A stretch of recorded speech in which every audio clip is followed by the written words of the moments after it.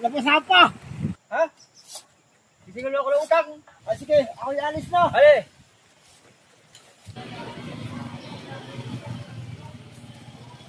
Sige, isa pa. Mata mo.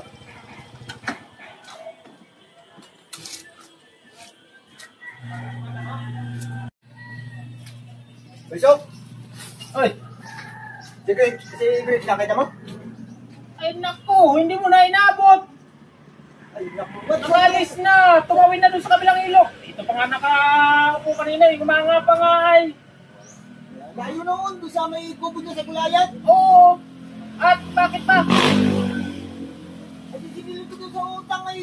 Naku, matagal na yung due date noon eh. Ako nag-aaburo sa tubo. Hindi ko naman alam yung ano ninyong iyan. Kanina pa sana mga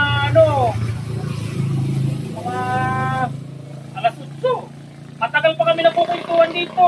Eh, sinaano pa kasi ako diyan sa unahan ay. Ang tagal magbayad eh. Sundan mo na lang doon sa kabilang ilog. Ang layo noon ay, pero Kaalangan na. Pwede naman kasi dadaan ulit yung dito mamayang hapon. Ari mo ditong abangan. hindi na pwede mamayang hapon na yun. Di. Sadyain mo doon. Ay, ito nga ako nang alagi na nag-aabuno ng tubo nung Hindi ko alam yan. Sige, sige, puntang ko. Ale. Dapat ay napagap-agap kay.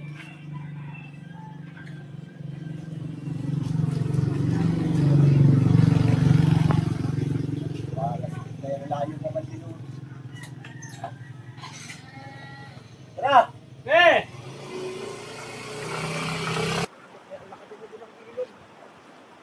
ang tao yun nagpakaalis pa. Bray! Bray! Ka makakatawid pa talaga.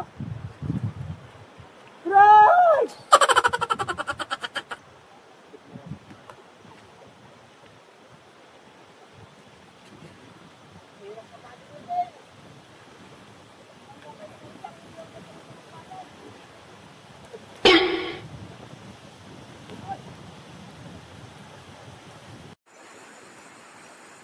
Lalim pa.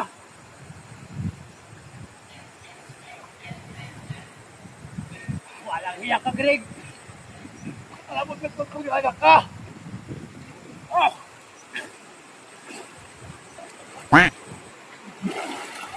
Nabasa pa!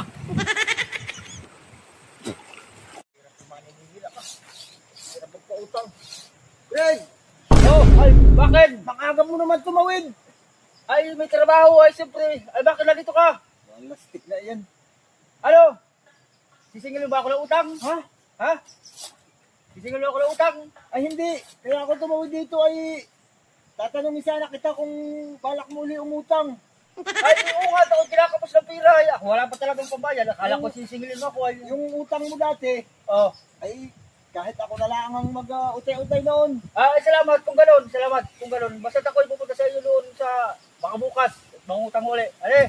Ay sige, ako'y alis na. Ale.